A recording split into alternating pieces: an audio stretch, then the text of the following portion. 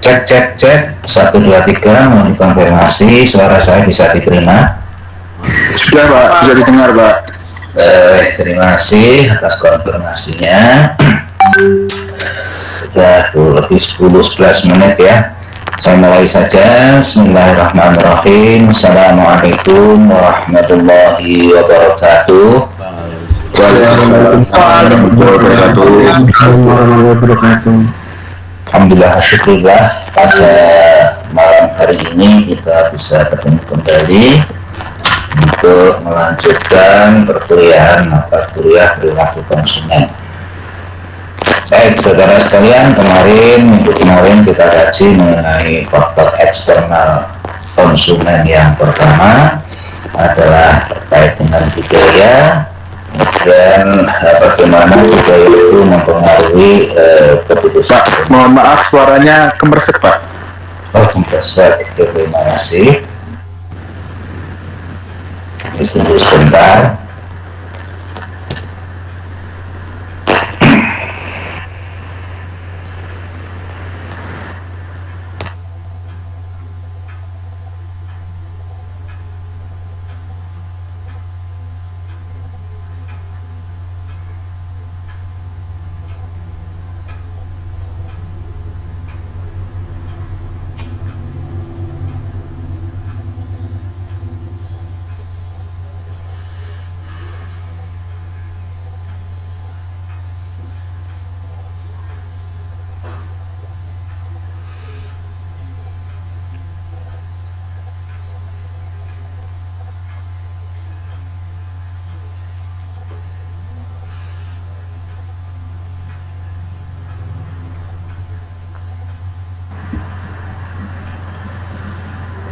Cek cek 1 2 3, suara saya sudah bisa diterima dengan baik.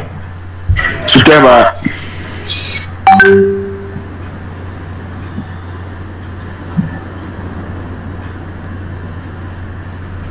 Cek 1 2 3, suara saya sudah bisa diterima dengan baik. Sudah Pak.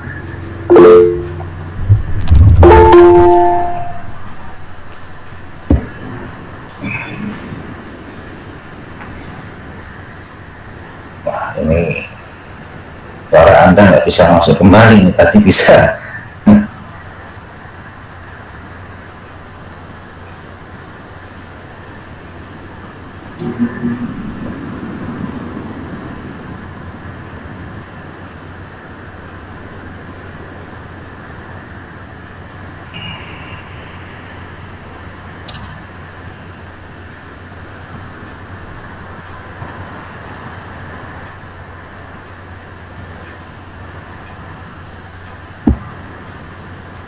Oke, cek cek, suara saya sudah bisa diterima dengan baik. Sudah Pak. Sudah Pak. Mohon dikonfirmasi.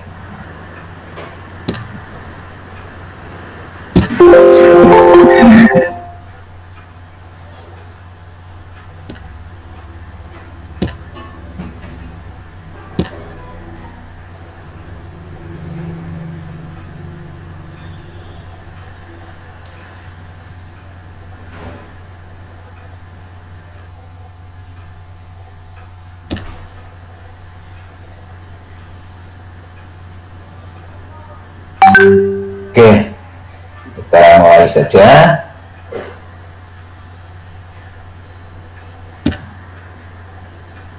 Ya, jadi yang kemarin sudah kita kaji mengenai budaya kaitannya dengan keputusan pembelian dan strategi pemasaran, ya, khususnya pada refleksi dari budaya atau representasi dari budaya adalah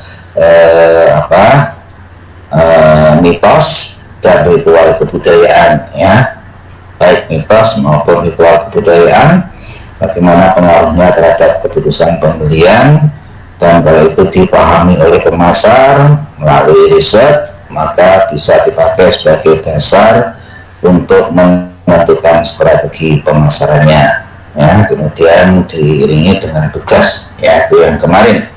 Kemudian hari ini akan kita lanjutkan pada faktor eksternal yang kedua, Nah, ini sebetulnya ada di materi yang kemarin ya, belum selesai ya, adalah kelas sosial dan status sosial.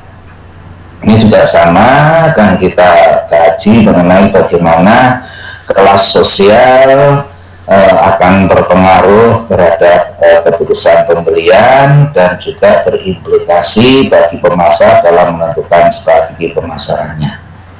Kita awali dari kelas sosial itu apa? Adalah bagian-bagian yang relatif mungkin dan relatif tetap dalam suatu masyarakat yang tersusun secara hierarki, berarti ada tingkatan-tingkatannya, kelas sosial atas, menengah, dan bawah, yaitu tersusun secara hierarkis.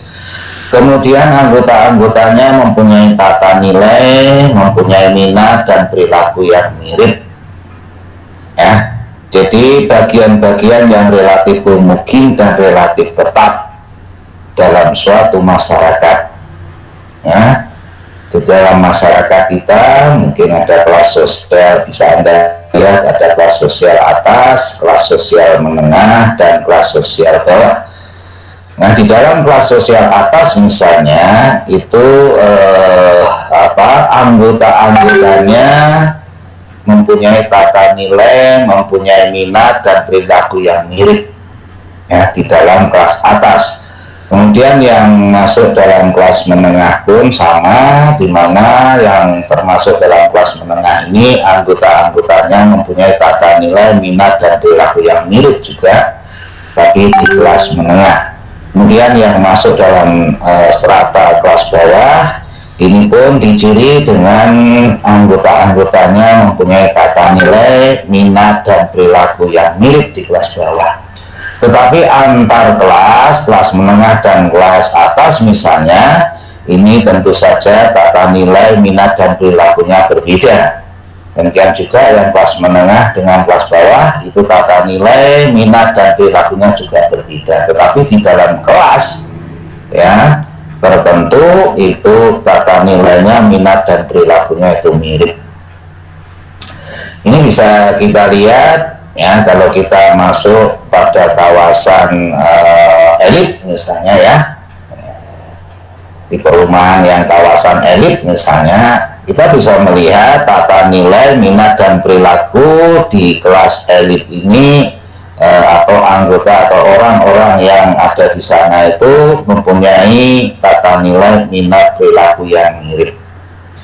Nah, ini bisa kita lihat perabot rumah tangganya, ya, tipe rumahnya, barang dan jasa yang dibeli, kaitannya dengan orang-orang yang berada pada kawasan elit ini relatif, ya, mirip, relatif sama. Ya, kalau misalnya kendaraannya ya, ini kalau kita lihat di kawasan elit ya itu relatif sama, relatif ya, sama dalam apa? Tipenya misalnya, mereknya, harganya tidak jauh berbeda antara satu dengan yang lain, mobil yang dibeli oleh mereka yang berada di kelas atas. Demikian juga kalau kita masuk pada kelas menengah misalnya ya, ataupun kalau kita masuk di kelas bawah ya, di misalnya aja kita masuk pada kawasan perumahan RSSS ya, itu menengah ke bawah ya. Nah, ini tentu saja perabot rumah tangga, kendaraannya ya, itu yang dibeli oleh mereka yang ada pada kelas bawah tadi juga relatif mirip. Itu bermula dari tata nilainya, minatnya, perilaku dalam arti keputusan pembelian barang dan jasanya juga relatif sama. Nah, ini sebetulnya yang dimaksud dengan kelas sosial ya. Jadi bagian-bagian yang relatif mungkin relatif sama apanya tadi, tata nilainya, minatnya, perilakunya itu relatif sama, dan juga relatif tetap. Jadi orang yang sudah masuk pada kelas sudah termasuk pada kelas sosial tertentu, untuk pindah ke kelas sosial yang lain atau berpindah ke kelas sosial yang lain itu relatif tetap dalam arti bisa terjadi kalau orang itu sudah ada pada kawasan kelas sosial atas, kemudian turun ke kelas sosial yang ke bawah atau misalnya menengah. Nah, ini sangat mungkin terjadi ya, tetapi intensitasnya ya ini atau frekuensinya ini tidak dalam waktu yang secara umum tidak pada waktu yang cepat begitu ya. Nah, walaupun ada ya, tapi itu tidak secara umum. Itu dikatakan bahwa relatif tetap ya. Orang menduduki kelas sosial tertentu itu relatif tetap, bukan berarti tidak bisa berubah ya. Tapi dalam hal ini frekuensinya itu dalam arti waktu ini tidak cepat begitu ya. Jadi itu ada relatif homogen, relatif tetap, mempunyai perilaku, tata nilai, minat dan perilaku yang mirip tadi. Kemudian ada istilah mengenai status sosial. Ya, ada istilah mengenai status sosial. Apa sih sebetulnya perbedaan antara kelas sosial ya, antara kelas sosial dan status sosial? Kalau kita mau bedakan ya, kelas sosial itu distratifikasikan menurut hubungan mereka dalam produksi dan pemerolehan barang. Ya, sedangkan kalau status sosial lebih distratifikasikan pada konsumsi barang. Ya, jadi kalau kita melihat seseorang kemudian dia menggunakan mobil mewah begitu ya. Ini kita stratifikasikan terkait dengan konsumsi barang ya, itu terkait status sosial orang tadi adalah tinggi ya. Tetapi kalau kita melihat seseorang kemudian datang ke showroom ya, mobil ya, kemudian kebetulan ini untuk menjual showroom itu menjual produk-produk mobil yang mewah, itu berkaitan dengan ketika produksi dan pemerolehan barang. Maka ya orang tadi kelas sosialnya adalah kelas sosial atas. Ini biasanya kelas sosial dan status sosial ini beriringan ya. Kelas sosial atas ya status sosialnya atas gitu. Ya, itu kalau kita mau bedakan gitu ya, antara kelas sosial dengan status sosial. Kemudian tadi saya singgung bahwa orang menduduki kelas sosial tertentu itu relatif tetap ya, bukan berarti tidak bisa berubah sama sekali gitu ya. Jadi kalau orang kelas sosial menengah kemudian berubah ke kelas sosial atas sangat mungkin terjadi. Itu yang namanya mobilitas sosial. Ya. Jadi kalau terjadi mobilitas sosial, ya semula kelas menengah pindah ke kelas atas misalnya, karena karakteristiknya itu memenuhi untuk kelas atas yang semula kelas menengah. Nah, ini secara tidak langsung mobilitas sosial ini akan mempengaruhi perilaku seseorang dalam membeli ya. Jadi semula kelas sosial menengah ini kalau kaitannya dengan kendaraan ya, kendaraan minibus misalnya yang dia beli. Tetapi ketika sudah masuk pada kelas atas, kendaraan atau mobil yang dibeli bukan lagi mobil minibus ya, tapi mungkin mobil mewah yang tipenya adalah sedan dan seterusnya. Jadi ini mobilitas sosial ini secara tidak langsung akan mempengaruhi perilaku seseorang dalam membeli.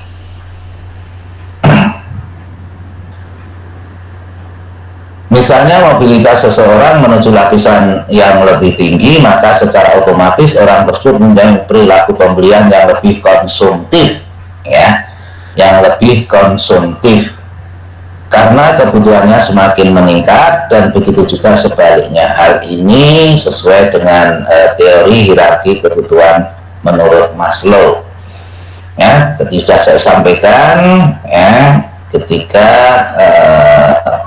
dia berada pada kelas menengah, cukup mobil yang minibus, ya, minibus mungkin dari sisi kapasitasnya bisa muat lebih banyak, harganya juga lebih murah, bensinnya lebih irit, biaya operasionalnya lebih rendah. Ya, tetapi ketika sudah pajaknya juga murah, ya, tetapi ketika sudah masuk kategori kelas atas, ya, dia akan membeli mobil yang berbeda, ya, mungkin tadi yang branded itu, ya, harganya juga mahal, ya, kemudian juga biaya yang lain juga akan tinggi, termasuk juga biaya operasionalnya, pajaknya, dan lain sebagainya. Jadi itu dikatakan lebih konsumtif, ya, lebih konsumtif ketika seseorang naik di kelas yang lebih atas. Nah, karakteristik kelas sosial tadi, mobilitas sosial kemungkinan sangat mungkin bisa terjadi, gitu ya. Orang berpindah dari kelas sosial satu ke kelas sosial yang lebih atas atau yang lebih bawah. Nah, apa sih karakteristik seseorang itu kategori kelas sosial tertentu? Ya, ini karakteristiknya. Yang pertama, mempunyai perilaku yang mirip, ya, dalam masing-masing kelas. Tadi perilakunya, minatnya, ya, nilai-nilai yang ada itu mirip, ya.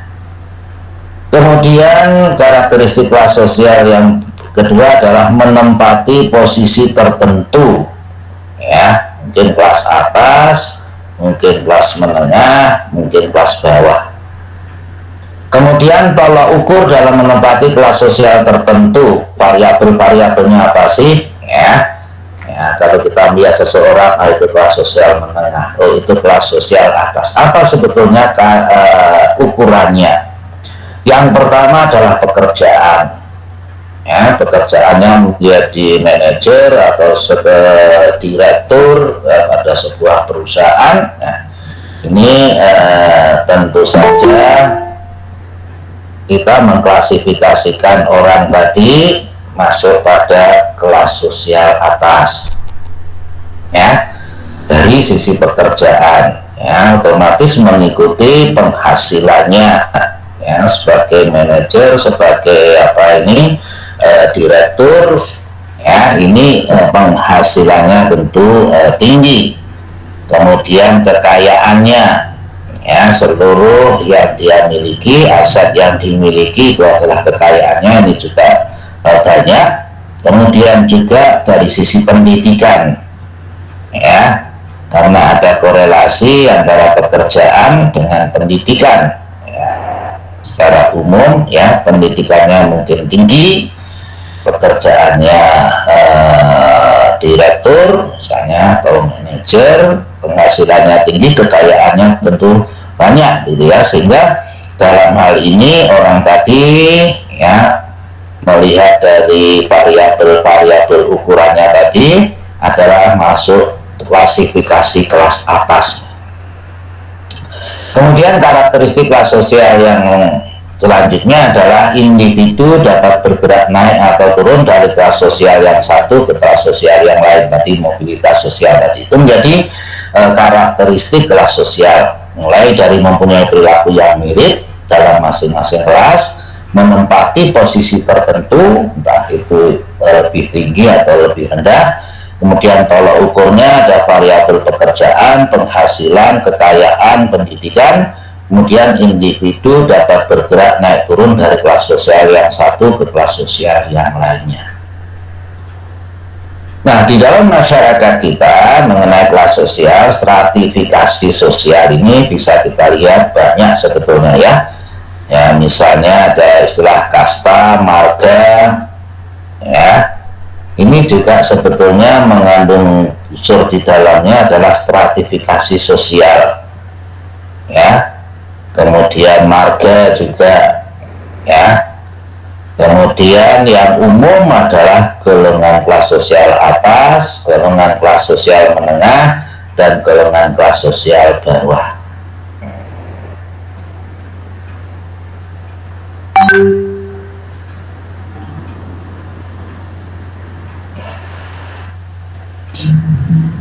Nah, bagaimana pengaruh kelas sosial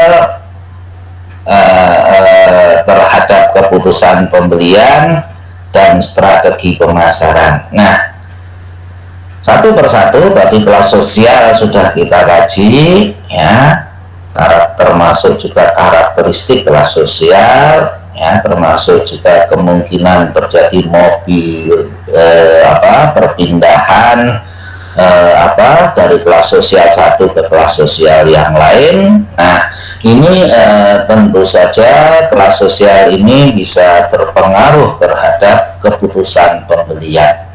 Jadi ketika orang itu merasa masuk dalam kelas sosial tertentu, misalnya kelas sosial atas, maka barang dan jasa yang dibeli untuk keperluan rumah tangganya, untuk keperluan dirinya, itu tentu barang dan jasa yang sesuai di mana orang tadi berada pada kelas sosial. Ya, kalau orang merasa pada kelas sosial atas, ya, maka barang dan jasa yang dibeli orang tadi, misalnya kendaraan atau mobil, perabot rumah tangga, entah itu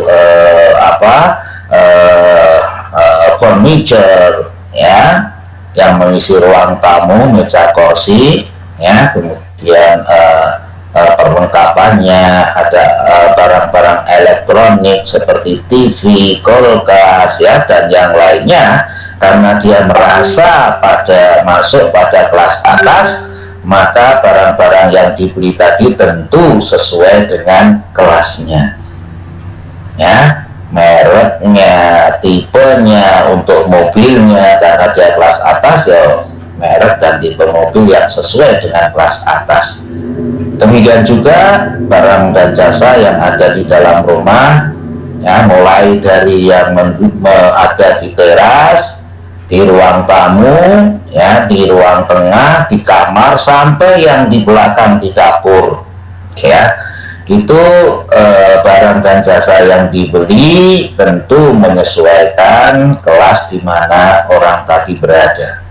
Itu artinya kelas sosial mempengaruhi keputusan pembeliannya, ya, sehingga tidak heran kalau kita masuk pada kawasan elit real estate misalnya, ya, di sana barang dan jasanya yang dibeli sesuai dengan di mana dia berada pada kelas sosial, ya. Kalau kawasan elit ini kelas atas, ya, barang dan jasa yang dibeli oleh mereka barang dan jasa yang sesuai dengan kelasnya. Demikian yang menduduki, yang merasa berada pada kelas menengah, ini juga barang dan jasa yang dibeli sesuai dengan mereka berada pada kelas menengah. Dan juga demikian kalau yang berada di kelas bawah, ya, barang dan jasa yang dibeli tentu sesuai dengan kelas bawah. Ya, katakan kelas bawah, ya, rumahnya, maaf, misalnya RSS, ya, tipenya, jadi ruangannya juga tidak luas, ruang tamunya juga tidak luas, ya, dan ruangan yang lain tidak luas. Maka ketika membeli furniture misalnya, ya, furniture yang sesuai dengan kelas bawah, kan gitu, ya, mungkin disesuaikan dengan ruangannya, disesuaikan dengan harganya, dan seterusnya. Ya, kalau beli elektronik TV, ya, TV-nya mungkin in-nya yang cukupan saja, ya, jangan in-nya yang besar tetapi ruangannya kecil karena RSS misalnya. Nah, ini juga tidak sesuai begitu, walaupun ada misalnya, tetapi secara umum. Nah, ini kita bicara secara umum, ya. Jadi barang dan jasa yang dibeli tentu sesuai dengan kelas di mana orang tadi berada. Nah, ini artinya kelas sosial mempengaruhi keputusan pembelian. Nah, kemudian kalau ini dipahami oleh pemasar melalui riset, mungkin pemasar mau membuat produk ya yang untuk kelas menengah misalnya ya. Nah, pemasar ini akan melakukan riset ya di kelas menengah ini produk yang dibeli oleh mereka itu yang seperti apa sih. Nah, ini ternyata dari sisi ukurannya, dari sisi harganya dan seterusnya, dari sisi produknya, dari sisi promosinya, saluran distribusinya, atau terkait dengan marketing mix ya, ini tentu disesuaikan dengan kelas di mana segmen tadi berada. Ya, jadi perusahaan yang mau masuk kelas menengah misalnya produknya ya tentu saja disesuaikan dengan kelas menengah, mungkin modelnya, mungkin ukurannya, mungkin harganya dan seterusnya ya. Ini sekaligus tadi hubungan antara kelas sosial, keputusan pembelian dan strategi pemasaran ya. Nah, sehingga di sini kelas sosial sering diterapkan pada masalah pemangsaan pasar atau segmentasi pasar ya, sampai pada strategi marketing mix ya. Karena kalau segmen pasarnya sudah bisa dipahami dengan baik oleh pemasar ya, maka marketing mix-nya ya, produknya, harganya, promosinya, distribusinya disesuaikan dengan segmen pasarnya tadi ya. Kalau segmen pasarnya adalah kelas menengah ya, perusahaan mau masuk pada segmen kelas menengah, maka produknya, harganya, promosinya, distribusinya juga disesuaikan dengan kelas menengah. Nah, ini sekaligus kita hubungkan antara kelas sosial, strategi pemasaran, keputusan pembelian, dan strategi pemasaran. Ya. Demikian juga penelitian kelas sosial banyak meningkat pola pemakaian konsumen, misalnya dalam hal busana ya. Ya, jenisnya, kualitasnya, gaya busananya yang dikenakan oleh seseorang itu erat hubungannya dengan kelas sosial yang bersangkutan. Ya, tadi sudah juga saya singgung ya. Jadi kalau misalnya Anda atau perusahaan tadi adalah perusahaan konveksi misalnya ya, mau masuk pada kelas atas ya, maka jenisnya ya, kualitasnya, modelnya, tren warnanya ini disesuaikan dengan kelas atas ya, sampai pada marketing mix-nya juga disesuaikan dengan kelas atas kalau mau masuk segmen atas ya. Kemudian perabot rumah tangganya ya, ini juga yang dibeli oleh mereka yang berada di kelas atas misalnya ya, ini juga dari sisi mereknya, produknya, harganya juga sesuai dengan kelas atas dan seterusnya, sampai pada bagaimana menggunakan waktu senggang.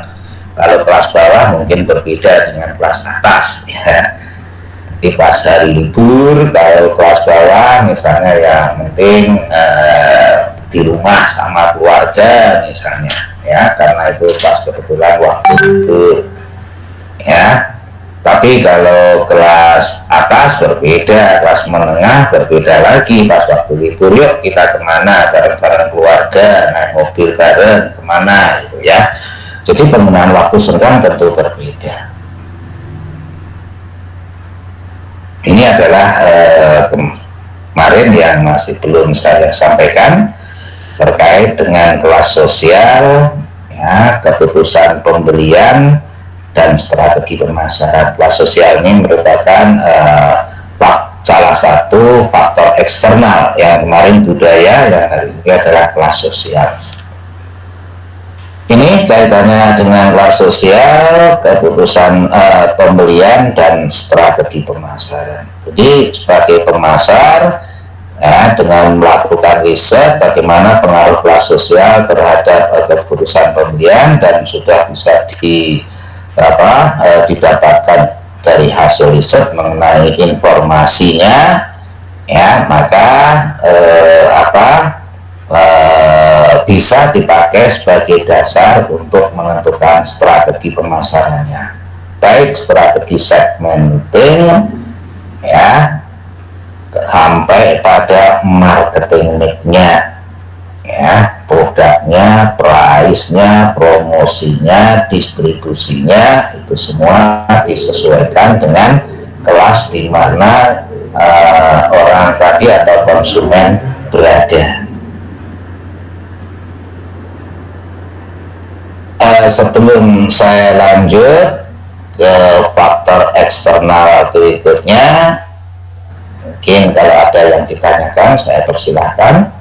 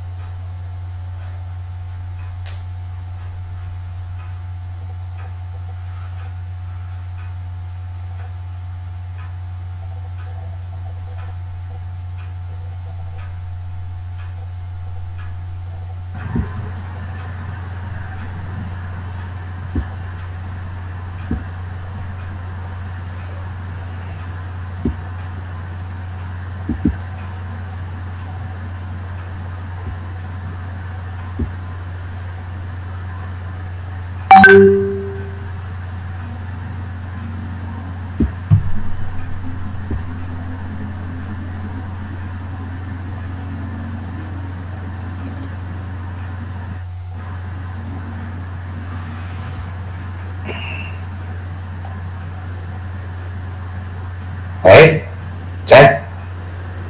Kalau tidak ada, saya lanjutkan.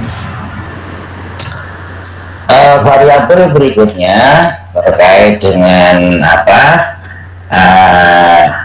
faktor eksternal dari konsumen adalah kelompok sosial. Untuk masih ada yang baru masuk, ya.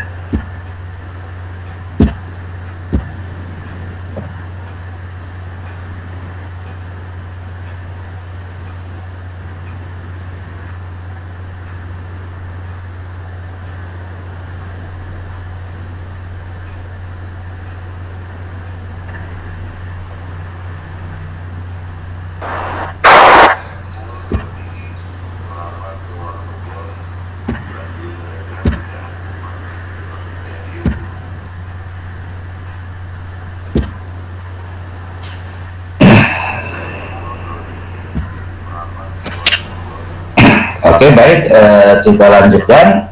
Adalah faktor eksternal berikutnya adalah kelompok sosial, ya.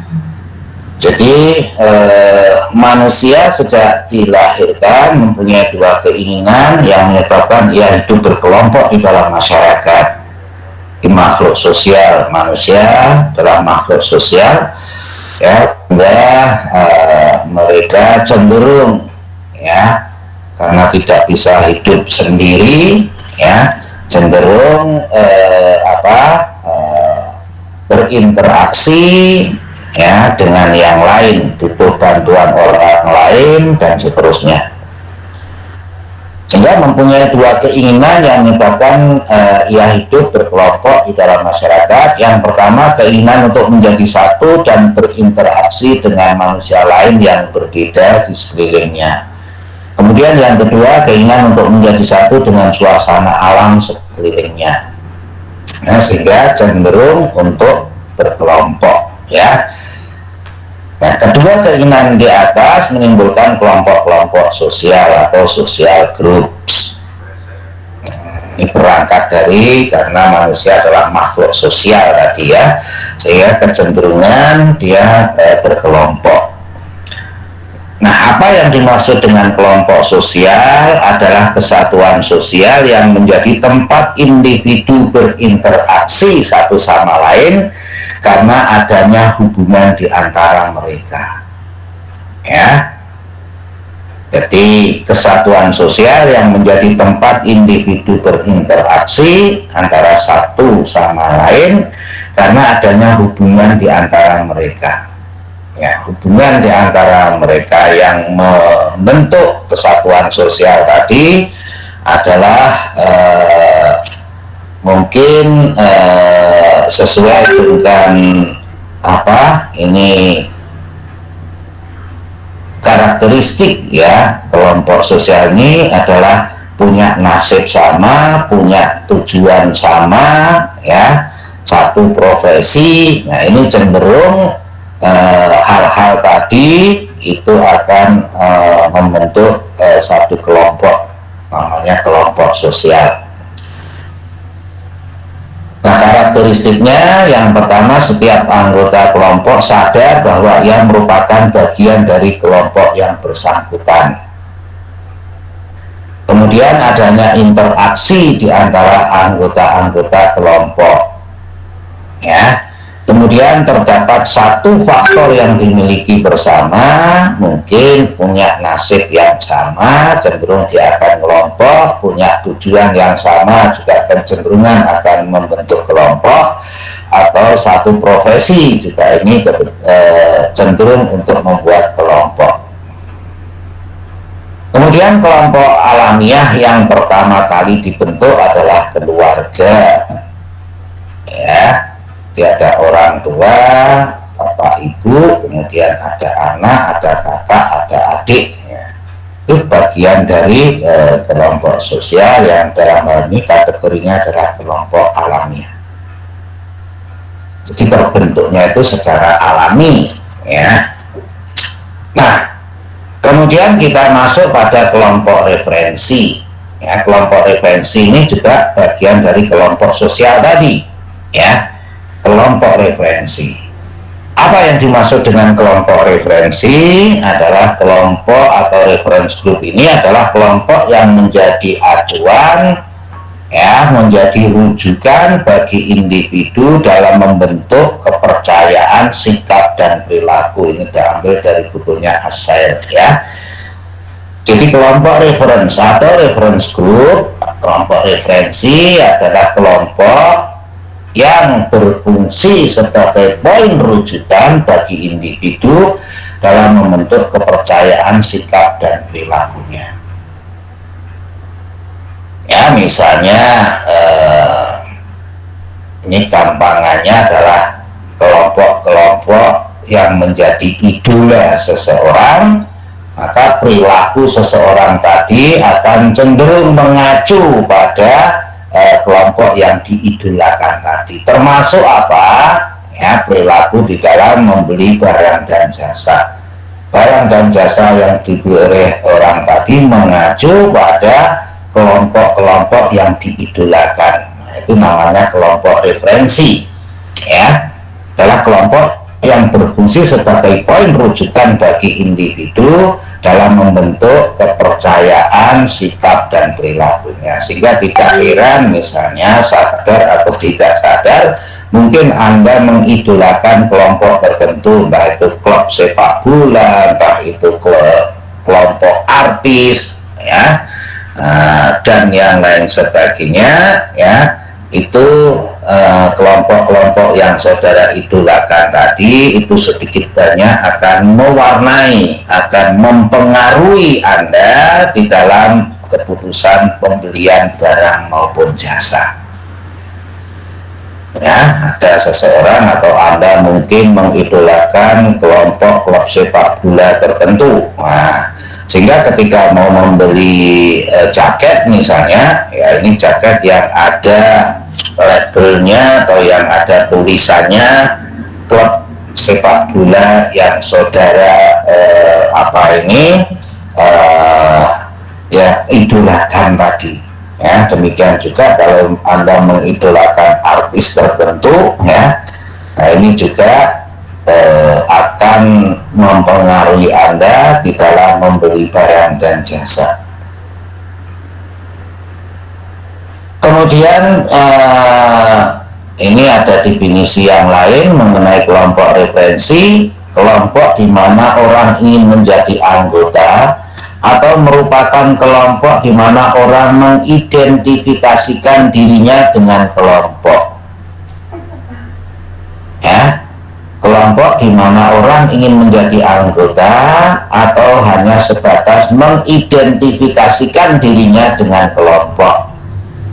Ya, jadi kalau misalnya kita mengidolakan kelompok klub sepak bola tertentu atau artis tertentu, tetapi kiranya untuk menjadi anggota kelompok yang kita idolakan ini kan sulit atau tidak mungkin begitu ya, karena tidak punya modal baik penampilan, fisik dan lain sebagainya, sehingga apa?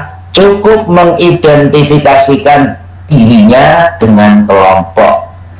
Nah, untuk mengidentifikasikan dirinya dengan kelompok ini cukup dengan cara memutuskan membeli barang maupun jasa yang digunakan atau yang dipakai oleh kelompok-kelompok yang diidolakan tadi. Ya, lebih jelasnya ini saya kasih contoh ya. Kita melihat sekelompok anak remaja yang menggunakan atribut ya, pakaiannya serba hitam, potongan rambutnya aneh ya, jabrik ke atas itu ya, kemudian beranting, sepatunya penuh dengan pernak-pernik ya. Jadi anak-anak muda yang seperti itu sebetulnya dia sedang mengidentifikasikan dirinya dengan yang namanya kelompok punk misalnya ya, sehingga atribut pakaian-pakaian yang dia beli ya, atribut yang dia beli, entah itu pakaiannya, sepatunya, potongan rambutnya, semuanya adalah merujuk ya, pada kelompok yang diidolakan, yaitu misalnya di luar negeri sana ada kelompok punk misalnya. Ini memperjelas apa yang didefinisikan yang kedua ini ya. Jadi dia cukup puas dengan memakai pakaian serba hitam ya, kemudian anting bertindik begitu ya, kemudian sepatunya penuh pernak-pernik ya. Nah, ini tentu saja tidak sembarangan karena dia mengidolakan kelompok tertentu, sehingga barang dan jasa yang dibeli dan dipakai itu mengacu pada, merujuk pada kelompok yang dia idolakan, yaitu kelompok punk. Nah, ini yang namanya kelompok referensi ya, kelompok referensi yang menjadi poin rujukan dalam kepercayaan, sikap, dan perilakunya. Ada beberapa tipe kelompok rujukan. Yang pertama adalah membership group ya. Membership group itu orang tadi bagian dari kelompok, dia memang bagian dari kelompok, dia memang merupakan anggota dari kelompok tadi, itu membership group ya. Misalnya primary informal group, jadi kelompok itu ada yang sifatnya informal, ada yang sifatnya formal. Kelompok informal adalah kelompok yang terbentuknya secara alami tadi ya, tidak dibentuk secara, keberadaannya tidak dibentuk secara formal ya, secara alami, mungkin karena punya hobi yang sama ya, punya nasib yang sama, tadi cenderung dia akan berkelompok. Nah, ini kelompok informal. Di dalam kelompok informal ini tadi punya karakteristik ya, terbentuknya secara informal ya, tidak dibentuk secara formal.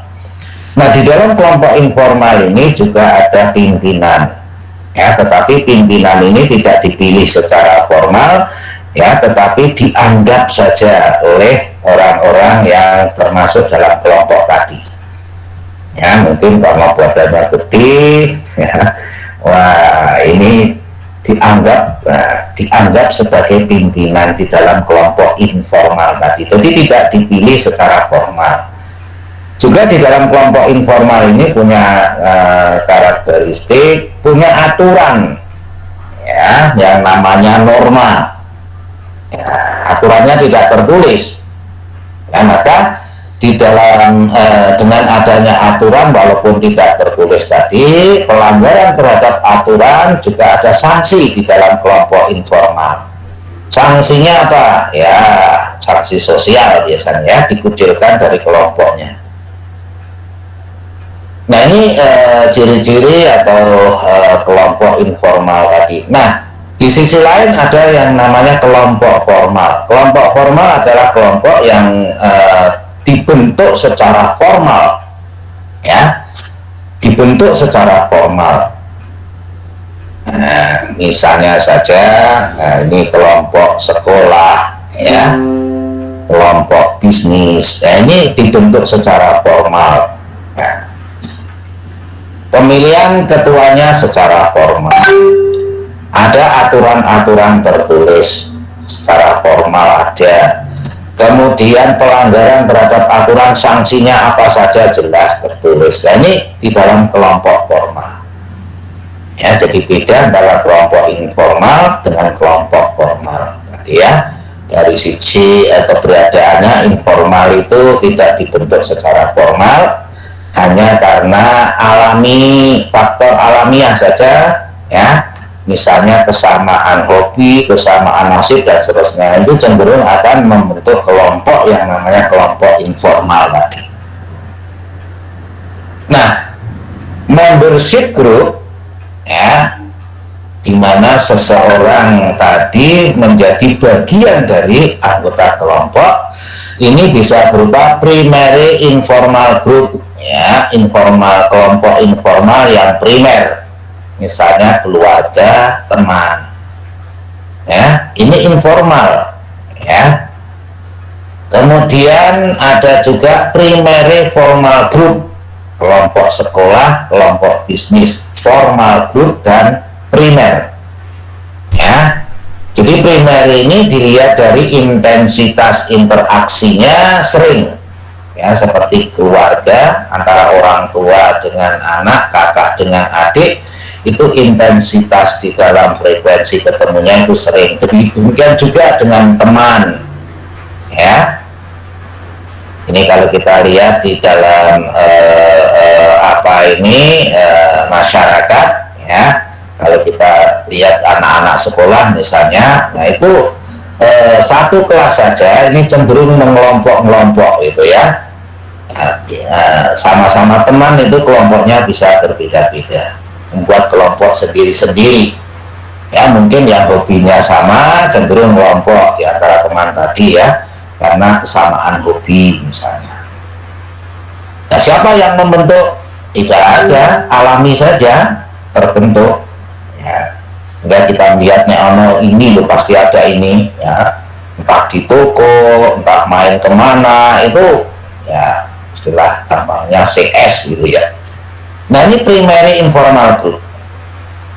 Kemudian primary formal group ya, ini yang formal, kelompok sekolah ya, ini terbentuknya secara formal ya, misalnya kelas 1 siapa saja, kelas 2 siapa saja yang ada di sana ya, ini dibentuk secara formal, ketua kelasnya siapa ya, aturan-aturan main di dalam sekolah itu seperti apa, semua tertulis secara formal.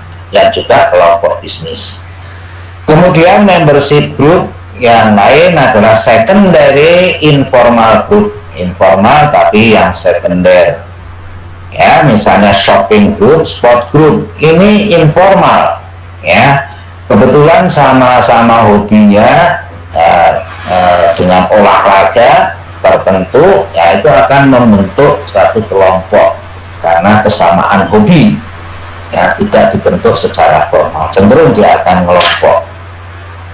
Nah, ini adalah secondary informal group. Shopping group demikian juga, ada istilah di luar adalah shopping group, ya, orang yang hobinya shopping cenderung mengelompok, ya.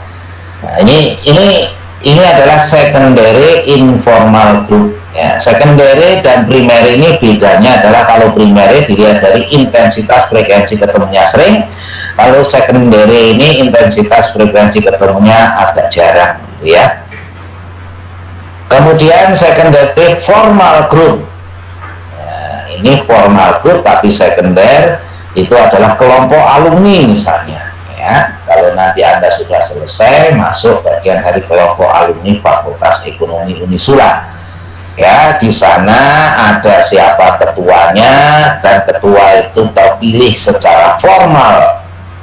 Aturan main di dalam peranggotaan alumni ini juga ada, pelanggaran terhadap aturan main, sanksinya apa dan seterusnya itu secara formal dibuat. Maka secondary formal group kelompok alumni. Ya, ini kalau mengadakan pertemuan alumni ini kan ya tidak setiap hari, tidak setiap minggu, ya tidak setiap tahun, ya bahkan misalnya 5 tahun sekali, ya. Dan jadi intensitas frekuensi ketemunya itu jarang, maka dikatakan secondary. Ya, karena alumni ini formal maka secondary formal group. Kemudian yang kedua, non membership atau aspiration group. Ya, jadi non membership orang tadi bukan bagian dari anggota kelompok, tapi kalau membership tadi orang tadi bagian dari anggota kelompok. Yang non membership orang tadi bukan dari bagian anggota kelompok. Ya, nah ini yang pertama adalah anticipatory aspiration group. Kelompok rujukan yang dijadikan dasar antisipasi untuk perilakunya di masa depan. Jadi kembali ke non-membership group tadi, orang tadi bukan bagian dari anggota kelompok, tetapi perilakunya bisa dipengaruhi oleh anggota kelompok tadi atau keberadaan kelompok tadi. Ya. Seperti tadi saya katakan, Anda bukan anggota dari kelompok sepak bola yang saudara idolakan, tetapi perilaku Anda ya dipengaruhi oleh kelompok sepak bola atau klub sepak bola yang saudara idolakan. Itu namanya Anda non-membership. Ya. Tetapi yang membership, Anda memang bagian dari kelompok. Ya. Perilaku Anda akan dipengaruhi oleh anggota kelompok di mana saudara berada. Ya. Ini yang membership group. Jadi jelas bedanya antara membership group dan non-membership group. Kalau membership group jelas, logis sekali. Ya, karena orang tadi bagian anggota kelompok, maka perilaku anggota-anggota yang pada kelompok tadi akan bisa saling mempengaruhi. Jelas itu ya. Sampai pada keputusan barang dan jasa, ini pun juga dipengaruhi oleh anggota kelompok yang lain yang ada di dalam kelompoknya tadi. Tetapi kalau non-membership, nih, ya, kita bukan bagian dari anggota kelompok, tetapi perilaku kita bisa dipengaruhi oleh anggota kelompok tadi. Yaitu yang non-membership. Non-membership ada dua, anticipatory aspiration group. kelompok rujukan yang dijadikan dasar antisipasi untuk perilakunya di masa yang akan datang. Ya, jadi misalnya saja Anda sekarang sudah berbisnis gitu ya. Nah, bisnis Anda dari tahun ke tahun semakin berkembang, ya. Dari misalnya tahun kemarinnya lagi kalau dievaluasi, wah ini perkembangannya pesat bisnis saya. Ya, tidak lama lagi saya akan seperti mereka bisnisnya yang sukses itu. Walaupun sekarang Anda bisnisnya belum sukses, tapi perkembangannya sudah nampak bagus, maka Anda bisa memprediksi ya ke depan ini saya insya Allah bisa seperti mereka yang bisnisnya sudah sukses. Nah, sekarang ini bisnis Anda belum sukses, tapi perilaku Anda itu mencoba untuk mengantisipasi nanti kalau kita sudah sukses, ya. Nah, itu sudah mulai sekarang diantisipasi dalam hal membeli barang dan jasa, menggunakan barang dan jasa yang nantinya ketika kita sudah menjadi sukses seperti orang-orang yang sudah sukses. Nah, ini jadi diantisipasi mulai sekarang. Ya, katakan misalnya para bisnismen yang sudah sukses kalau makan itu di mana? Oh, di restoran Jepang misalnya. Ya. Nah, karena bisnis kita itu sudah nampak perkembangannya dan tidak lama lagi akan seperti mereka menjadi bisnismen yang sukses, mulai sekarang kita coba makan di restoran Jepang, ya, yang seperti mereka bisnismen yang sudah sukses. Untuk apa? Ya supaya nanti kalau kita sudah sukses tidak canggung lagi kumpul dengan mereka yang betul-betul sudah sukses, ya, dalam hal di rumah makan bersama di rumah makan Jepang misalnya. Sudah tidak bingung lagi, ya, kalau tidak pernah sama sekali kemudian diajak ke sana bingung pesannya bagaimana, makanan apa yang kita pesan, ya, dan seterusnya. Itu akan kalau tidak tahu akan memalukan kan begitu. Maka mulai sekarang coba kita antisipasi makan di rumah makan Jepang supaya nanti kalau kita sudah sukses seperti mereka ya, kita sudah tidak canggung lagi. Ya, termasuk cara berpakaian, menggunakan dasi dan sebagainya, itu sudah kita antisipasi mulai sekarang. Itu yang dimaksud dengan anticipatory aspiration group, ya, kelompok rujukan yang dijadikan dasar antisipasi untuk perilakunya di masa yang akan datang, ya.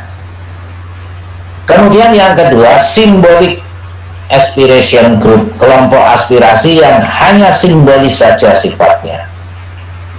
Ya, misalnya tadi juga sudah saya sampaikan, kalau Anda mengidolakan kelompok artis, ya, kemudian Anda mau jadi artis beneran itu kok taneh lamun, istilah orang Jawa, ya, sangat tidak mungkin, maka cukup secara simbolis saja, ya. Misalnya menggunakan sabun yang biasa dipakai oleh mereka atau yang berada di dalam kelompok artis yang diidolakan tadi, ya. Misalnya ada salah satu artis, ya, yang dipakai oleh produsen mengiklankan produk sabun Look misalnya, ya, kita cukup membeli sabun Look agar sudah merasa menjadi artis gitu, ya, karena sabun Look tadi digunakan oleh para artis.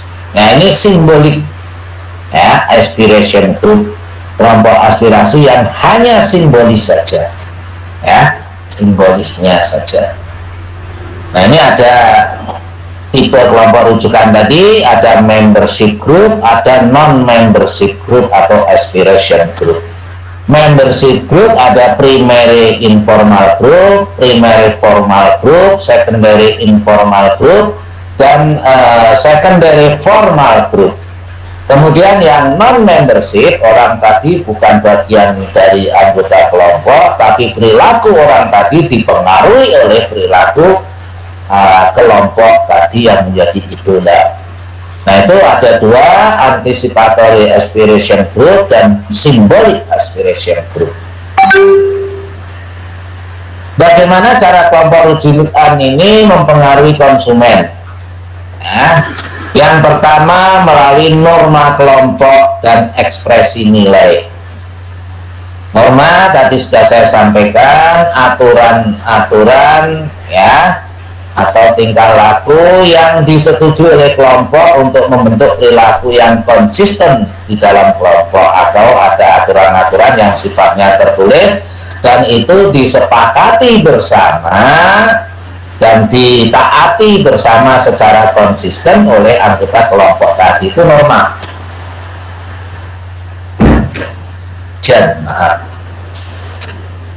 Kemudian melalui norma kelompok itu ya bisa sebagai cara untuk mempengaruhi perilaku ya.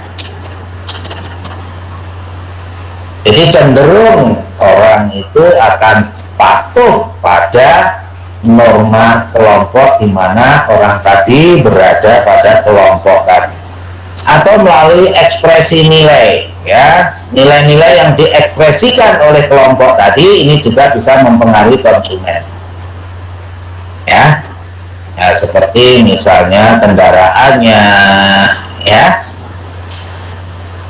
kemudian juga peralatan rumah tangganya. Nah, ini yang diekspresikan oleh kelompok ini bisa mempengaruhi konsumen. Sampai pada pakaiannya misalnya ya.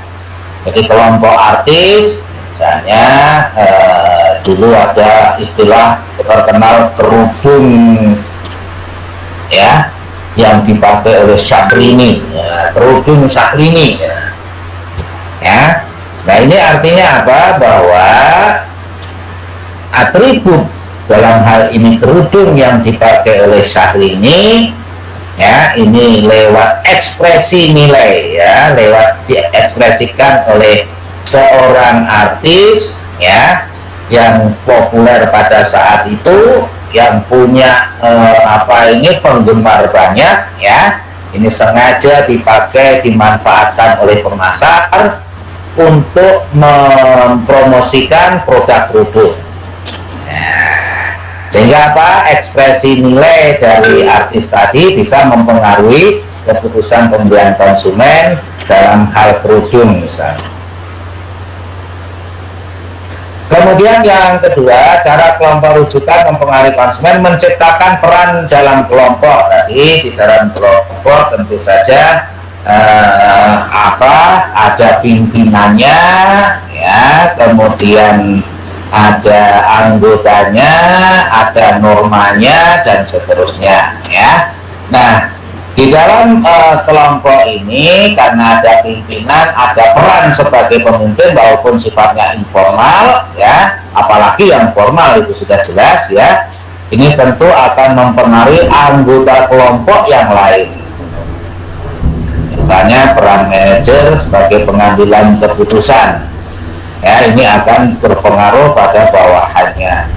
Keputusan yang diambil bisa mempengaruhi perilaku bawahannya. Ini kalau kelompok formal ya. Kalau kelompok yang informal ya, ya misalnya tadi kelompok pang misalnya, itu informal ya, ini yang dianggap oleh pimpinan di dalam kelompok pang tadi, karena ini kelompok informal, pimpinannya sebatas dianggap saja oleh anggota-anggota kelompok tadi ya, maka punya peran dia untuk mempengaruhi anggota kelompok pang tadi. Ini menciptakan peran dalam kelompok. Kemudian yang ketiga, komunikasi dari mulut ke mulut atau word of mouth communication ya. Nah, ini tentu saja bisa berpengaruh ya terhadap keputusan pembelian konsumen. Justru yang namanya word ini atau komunikasi dari mulut ke mulut ini itu pengaruhnya lebih besar terhadap keputusan pembelian daripada komunikasi antara produsen dengan konsumen misalnya, ya. Jadi kalau ada informasi dari produsen ke konsumen, ya, berupa iklan misalnya, itu kepercayaan konsumen itu lebih rendah, ya, dibandingkan apabila informasi dari temannya, dari tetangganya yang pernah menggunakan produk tadi. Sehingga pengetahuan konsumen mengenai merek dan produk ini lebih banyak disebabkan adanya komunikasi dari mulut ke mulut, teman atau kelompok teman, keluarga, tetangga, dan lain-lain. Ya, sehingga uang ini biasanya berkaitan dengan pengalaman penggunaan suatu merek produk. Kalau seseorang itu sudah pengalaman atau pernah menggunakan, pernah mengkonsumsi produk tadi, kok merasakan kepuasan, kemudian menceritakan kepuasannya pada orang lain, ya, maka kepercayaan orang lain terhadap produk merek yang sampaikan tadi itu lebih dipercaya, ya, dibandingkan dari informasi dari sepihak produsen. Uang akan sangat berbahaya bagi perusahaan yang mempunyai citra yang negatif di mata konsumen, dan sebaliknya akan sangat menguntungkan bagi perusahaan jika mempunyai citra yang positif di mata konsumen. Citra yang negatif di mata konsumen tentang Halo Pak, mohon maaf Pak. Ya. Suaranya kemeresek Pak. Oke, terima kasih. Tunggu sebentar.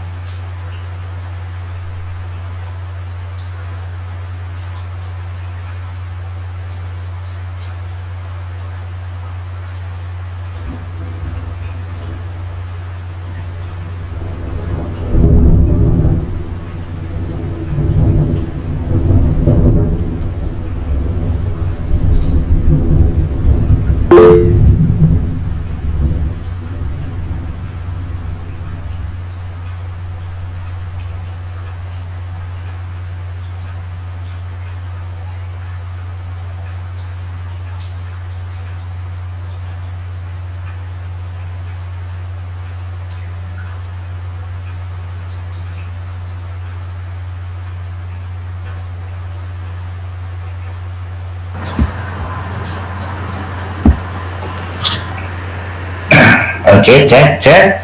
Mohon dikonfirm suara saya sudah bisa diterima dengan baik. Sampun Pak. Oke, terima kasih. Saya lanjutkan. Tapi masih pada WOM, ya. Jadi WOM akan sangat berbahaya bagi perusahaan yang punya citra yang negatif. Kalau perusahaan itu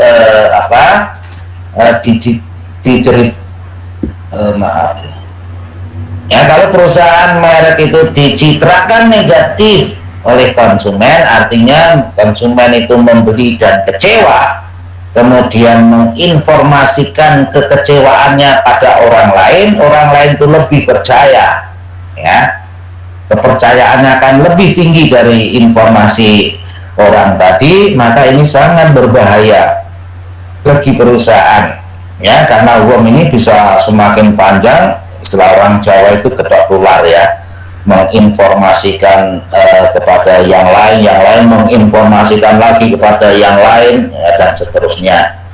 Jadi kalau misalnya Anda kecewa membeli produk tertentu, ya, kemudian Anda cerita pada teman Anda percaya pada cerita Anda, kemudian teman Anda yang saudara cerita pada orang lain, kemarin saya diberitahu ini produk ini itu begini. Ya, kalau semakin panjang berarti kepercayaan tentang citra negatif dari perusahaan tadi ada semakin banyak, ya, ini akan berbahaya bagi perusahaan, ya, karena produknya tidak akan dibeli. Sebaliknya kalau citranya itu positif, konsumen mencitrakan ya produk merek perusahaan itu positif, mungkin konsumen tadi puas terhadap produk tadi, kemudian menceritakan kepuasannya kepada orang lain, kepada teman, kepada tetangga dan seterusnya, sehingga citra yang positif mengenai produk merek dari perusahaan tadi ya itu akan menguntungkan bagi perusahaan. Ya, karena orang yang diceritain tadi akan ikut membeli produk tadi, semakin banyak maka semakin menguntungkan perusahaan. Dan juga uang ini perusahaan tidak mengeluarkan yang namanya biaya untuk promosi, ya sudah dipromosikan oleh orang yang puas tadi secara langsung, dan itu pengaruhnya signifikan terhadap kepercayaan orang yang mendapatkan informasi dari teman, tetangga, dan lain sebagainya. Nah, konsumen menerima informasi dari orang lain, teman, saudara, tentang atau para ahli, orang yang dimintai informasi dan dapat dipercaya ini disebut pemimpin opini. Ya. Ini manfaat yang bisa dipetik oleh pemasar, ya. Itu bisa mengambil kaitannya dengan pemimpin opini ini siapa ya. Ya, kemudian dipakai sebagai figur ya di dalam promosinya. Ya.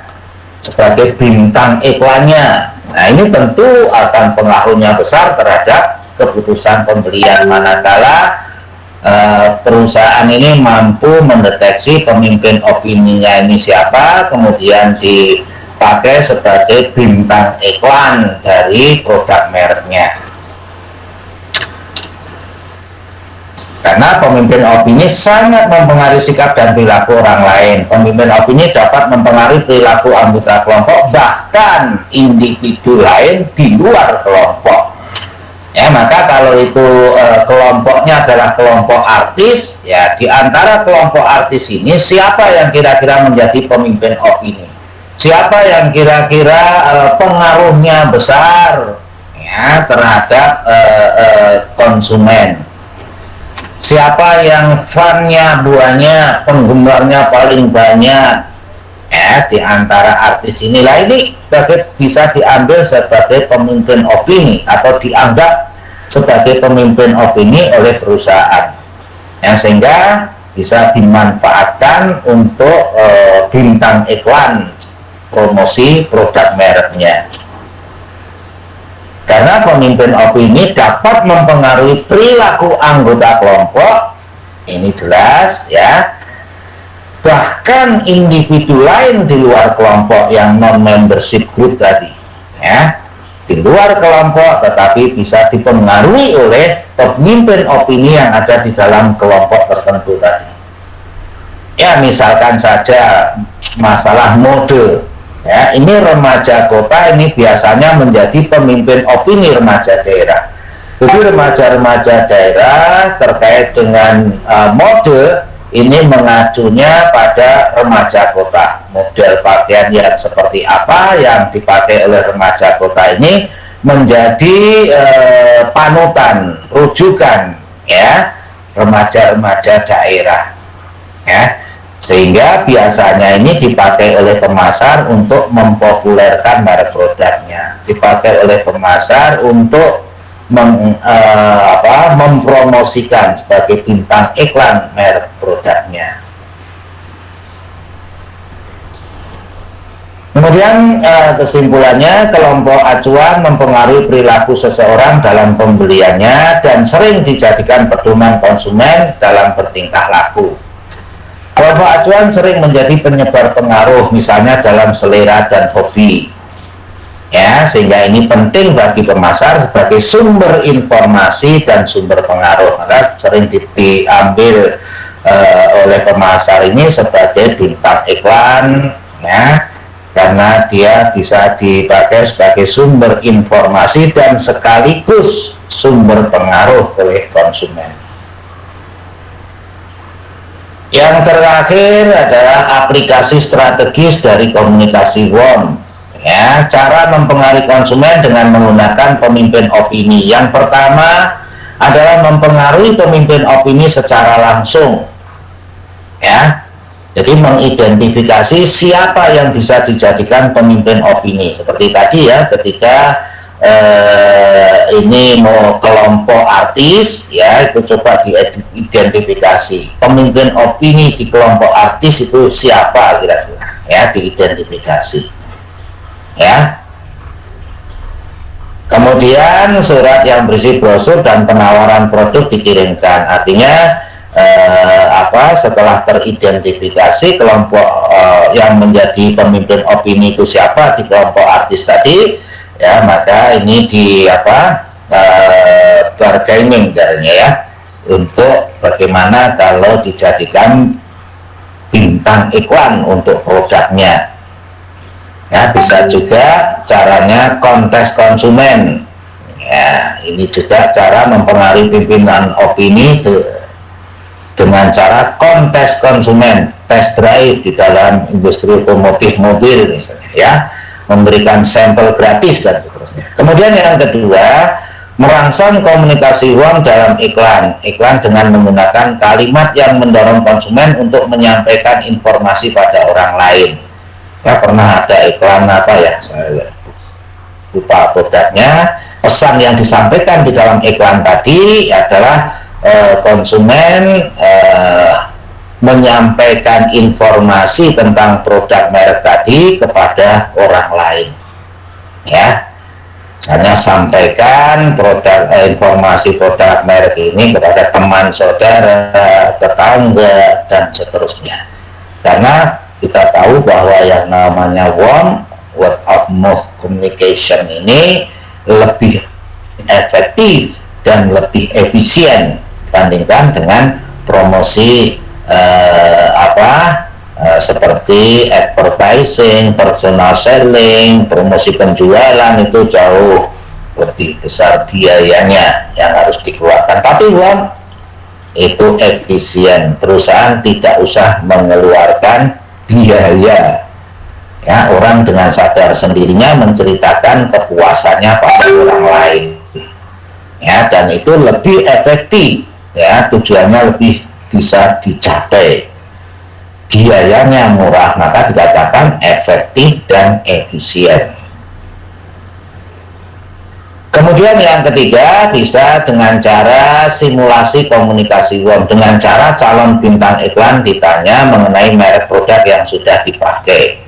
Jadi ini semacam kayak simulasi atau permainan saja. Ini pernah dilakukan oleh kalau nggak salah Sunlight ya, produk sabun ya, yang di dalam iklan itu ada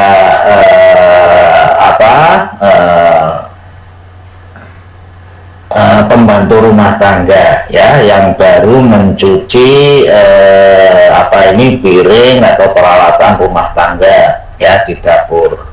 Ya, kemudian ada sekelompok orang yang ini diwakili artis ya datang, kemudian melihat bagaimana orang tadi mencuci peralatan rumah tangga, piring dan lain sebagainya.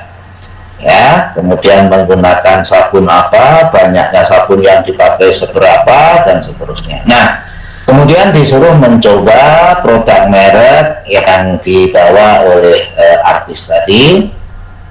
Ya, suruh mencoba itu dengan sedikit saja itu sudah bisa menyelesaikan cucian perabot rumah tangga yang banyak ya, dan aromanya lebih enak begitu ya, lebih bersih dan seterusnya. Nah, ini simulasi komunikasi won ya. Kemudian yang keempat, menggunakan pemimpin opini sebagai komunikator. Ini hal yang biasa ya, memanfaatkan pemimpin opini karena ini pengaruhnya sangat besar terhadap keputusan pemilihan konsumen ya, maka diambil sebagai bintang iklan. Misalnya untuk produk kesehatan ya, bintang iklannya adalah Good Dokter, apoteker ya, karena mereka dokter maupun apoteker ini yang paham atau yang dipercaya oleh konsumen terkait dengan produk kesehatan. maka dipakai sebagai figur tadi pemimpin opini, bintang iklannya. Kemudian produk-produk kebutuhan rumah tangga ini digunakan figur ibu rumah tangga sebagai bintang iklannya. Nah, ini bagaimana cara mempengaruhi konsumen dengan menggunakan pemimpin opini. Ini merupakan aplikasi strategis dari komunikasi uang. Ini kira-kira yang saya sampaikan pada malam hari ini, ya, terkait dengan yang pertama tadi adalah kelas sosial, kemudian yang kedua adalah kelompok sosial. Dalam hal ini yang kita kaji tadi adalah kelompok reference atau referensi group. Mungkin ada yang ditanyakan sebelum saya akhiri, saya persilahkan.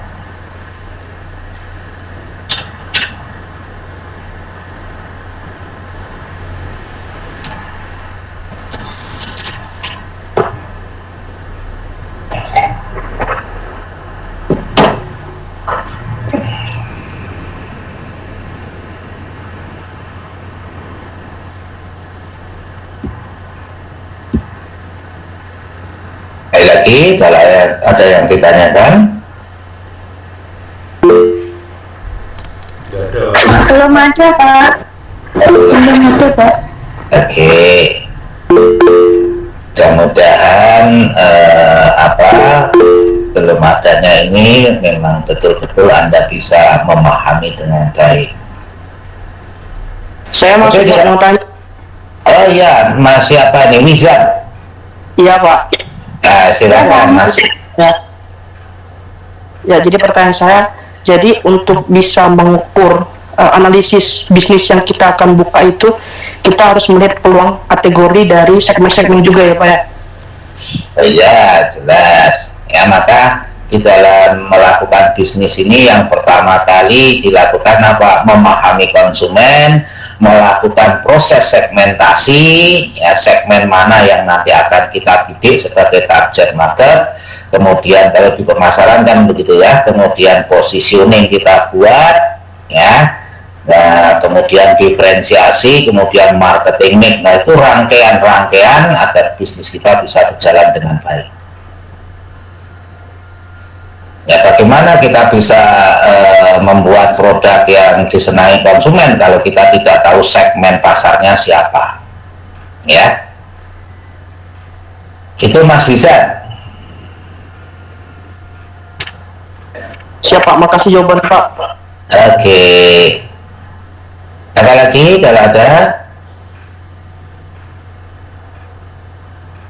Baik, kalau tidak ada, terima kasih atas kebersamaan perhatiannya pada malam hari ini.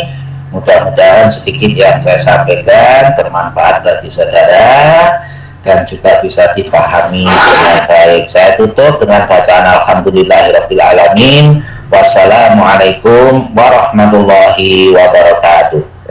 Waalaikumsalam warahmatullahi wabarakatuh. Terima kasih, Pak. Terima kasih, Pak. Ya, Selamat malam. Nah, oke. Sama-sama, Mas.